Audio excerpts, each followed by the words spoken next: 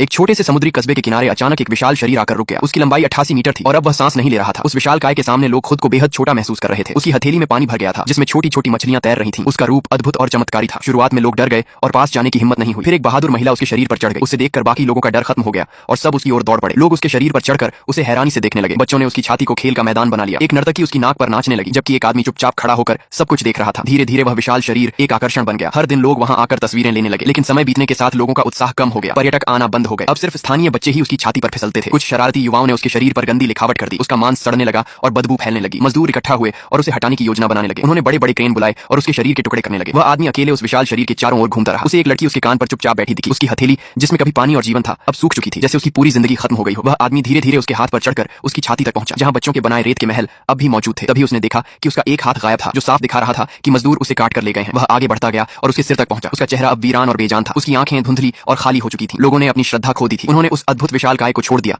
और उसे सिर्फ एक साधारण जीव समझने लगे। धीरे धीरे उसका शरीर गायब होने लगा। अब वहां सिर्फ कुछ सीगल पक्षी बचे थे जो उसके सड़े हुए मांस को नोच रहे थे। वह समुद्र तट जो कभी शोर और भीड़ से भरा था अब पूरी तरह शांत हो गया। कुछ महीनों बाद वह आदमी फिर उस कस्बे में लौटा। उसे हर जगह उस विशाल काय के निशान बिखरे हुए मिले। उसकी एक बड़ी हड्डी बंदरगाह पर पड़ी थी। दुकानों ने उसकी पसलियों को साइन बोर्ड बना लिया था। उसकी खोपड़ी को एक किसान ने गोदाम बना लिया था और उसकी सबसे मजबूत हड्डियां सर्कस के तंबू के खंभे बन चुकी थी। लेकिन वह आदमी हमेशा मानता था कि वह विशाल काय कभी मरा ही नहीं। एक दिन वे दैत्य फिर लौटेंगे अपने बिखरे हुए शरीर को वापस लेने और फिर एक भेल की तरह समुद्र में लौट जाने के लिए। तो आखिर लोग क्या देख रहे थे, एक लाश या एक भूला हुआ भगवान?